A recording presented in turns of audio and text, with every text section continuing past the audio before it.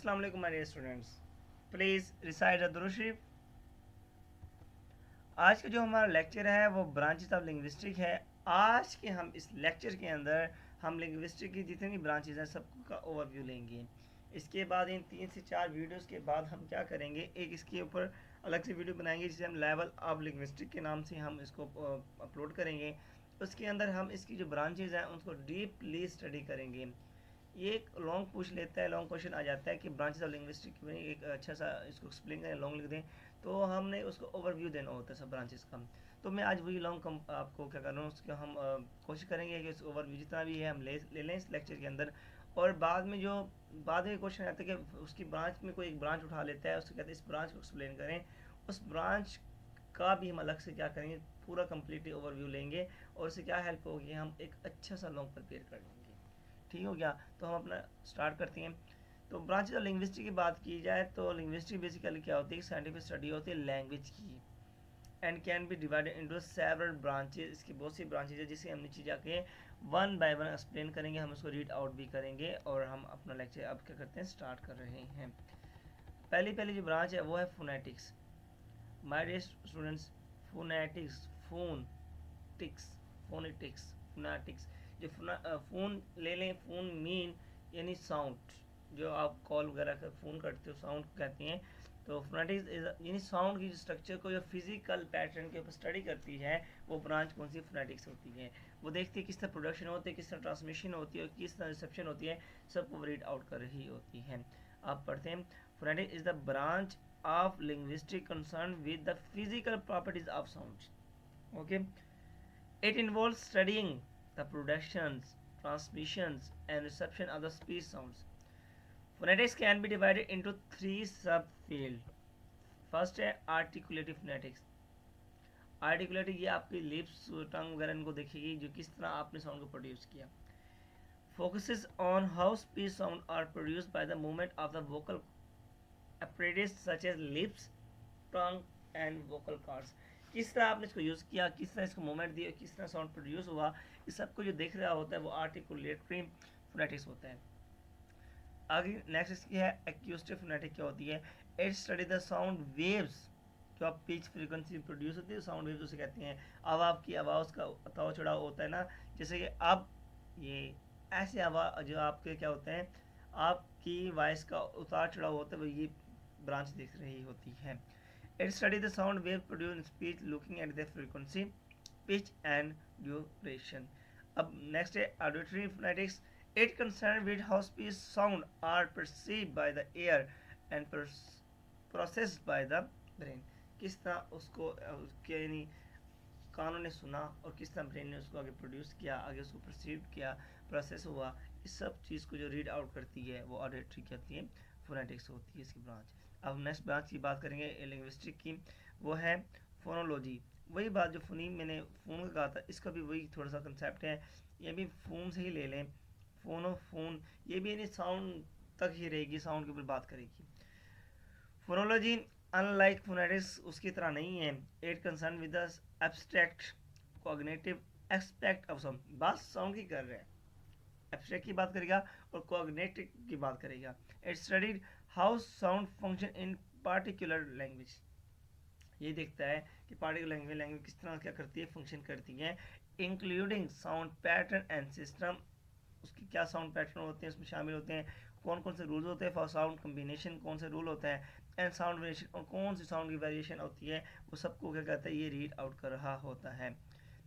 जो फोनोलॉजी होती है often deal with the phonemes. Phoneme इसका स्मॉलेस्ट यूनिट है, इसको हम लेवल ऑफ लिंग्विस्टिक में जाके पढ़ेंगे।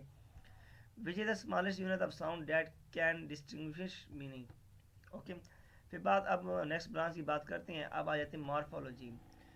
मॉर्फोलॉजी की अगर हम देखा जाए, अगर हम इसको देखें तो बहुत अच्छी ब्रांच है, हमें वर्ड्स की जो स्ट्रक्चर है ना, वर्ड की स्ट्रक्चर के बारे में बताती है। मॉर्फ कहते हैं शेप को, मॉर्फोलॉजी में अगर मॉर्फ ले ना तो ये शेप की बात करेगा। लॉजी कहते हैं साइंटिफिक स्टडी को। Morphology is the study of the structure of the words. मैंने बात की ना, मॉर्फ कहते हैं स्ट्रक्चर, किसकी स्ट्रक्चर, वर्ड्स की स्ट्रक्चर को स्टडी करती है मॉर्फोलॉजी। ठीक है, and the way in which words are form, और वो रास्ता जिस पे वर्ड्स परफॉर्म होते हैं, फॉर्म होते हैं, बनते हैं, वहाँ पे क्या करता है, इस रास्ते को क्या करती है, पढ़ती है, रीड आउट करती है, उसको साइंटिफिक स्टडी करती है। It examine the smallest unit of meaning morpheme in a language. जिस तरह फोनोलॉजी का फोनीम था, इसका मॉर्फोलॉजी का मॉर्फीम है, ये भी स्मॉलेस्ट मीनिंगफुल यूनिट होता है, उसको स्टडी की जाती है in a language. There are two main types of morpheme, दो, एक फ्री मॉर्फीम होता है, एक बाउंड मॉर्फीम होता है। फ्री मॉर्फीम वो होता है this can stand alone as words, ये वर्ड्स की तरह, जैसे हम ट्री ले लेते हैं, बुक ले लेते हैं, ठीक है, एंड रन, जो ऐसे वर्ड जो खुद कैरी नहीं अपने आप स्टैंड अलोन कर सकते हैं, वो होते हैं फ्री मॉर्फीम। बाउंड मॉर्फीम होते हैं जिसके साथ मॉर्फीम का अटैच होती हैं। This must attach to other morpheme to convey meaning, दो मॉर्फीम आपस में अटैच होती है, एक मीनिंग को कन्वे करने के लिए अटैच हो जाती है, कंबाइन हो जाती हैं। तो जैसा कि अन इन अंडो, एडी इन वाक्ड, मैनेजमेंट में अनमैनेजमेंट, या मैनेज से मैनेजमेंट बन गया, मैनेजिंग बन गया, तो मैनेज्ड हो गया। ये ईडी एम एन टी जो वर्ड है ना, ये दूसरे इसे कहते हैं बाउंड मार्फिम, जिसमें दो मार्फिम मिलकर क्या करते हैं, एक वर्ड बनाते हैं जो अपना मीनिंग कन्वे कर रहा होता है। अब इसके बाद हम नेक्स्ट ब्रांच की तरफ जा रहे हैं, वो है सिंटैक्स। इसमें जो बात करते हैं सिंटैक्स की बात करें, सिंटैक्स से ले लें सेंटेंस, सिंटैक्स से सेंटेंस, ये सेंटेंस की स्टडी करता है। Syntax is the branch of linguistics that study the structure of the sentences. Okay, it focuses on how words are arranged to form meaningful phrases and sentences. Syntax examine rules for sentence structures. ये study करता है, उसका मुताला करता है कि कौन से rule sentence structure के लिए यूज़ किए हैं, एंड वर्ड आर्डर, कौन सा वर्ड आर्डर, यानी word order mean class, noun, phrase, noun, pronoun, preposition से जो ये एडजेक्टिव, एडवर्ब, वर्ब, जो सी noun class and noun order कौन कौन सी, जो ये बताता है, which vary across the language. For example in English the subject usually comes before the verb. अगर हम इंग्लिश की बात करें तो सब्जेक्ट क्या आता है, वो वर्ब से पहले आता है। अगर हम लेकिन जापानीज़ की बात करेंगे, उसके अंदर क्या होता है, जो सब्जेक्ट होता है वो आफ्टर द वर्ब आता है। तो ये हर ब्रांच का, यानी अपना हर लैंग्वेज का अपना अपना एक रूल्स होता है, रेगुलेशन होती है। सिमेंटिक्स, मैंटिक्स मीनिंग को ले लें, मीनिंग्स, सिमेंटिक्स यानी मीनिंग की सेम स्टडी करेगा ये।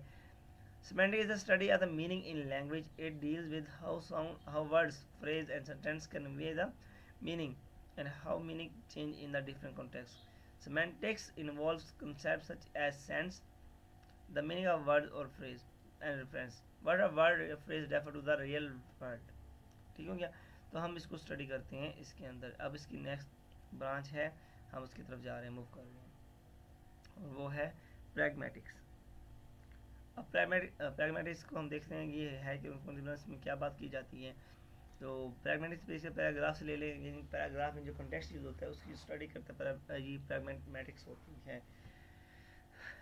Pragmatics examine how context influence the interpretation of meaning in a communication, कि किस तरह वो कंटेक्स्ट का इन्फ्लुएंस हुआ, उसको किस तरह इंटरप्ट किया गया ऑफ मीनिंग इन कम्युनिकेशन के अंदर। It focus on how speaker use language in social situation, कि लोगों ने किस तरह उसको यूज़ किया सोशल कंडीशन के अंदर, including how they convert in direct meaning या डायरेक्ट मीनिंग हो, जैसे इनडायरेक्ट मीनिंग की बात करें जैसा कि implication and the rule of the conversation rules. For example the saying can you pass the salt, अब हम देखते हैं can you pass the salt, इस कॉन्टेक्स्ट को देखते हैं किस तरह इसने लोगों तक अपना मीनिंग कन्वे किया, क्या किस तरह इन्फ्लुएंस हुआ लोगों कम्युनिकेशन के अंदर। अब हमने इसको देखा कि can you pass the salt, हमने कैन देखा, यू देखा और पास द सॉल्ट की बात की, हमें पता लगा कि क्या रिक्वेस्ट कर रहा है, ऑर्डर नहीं दे रहा।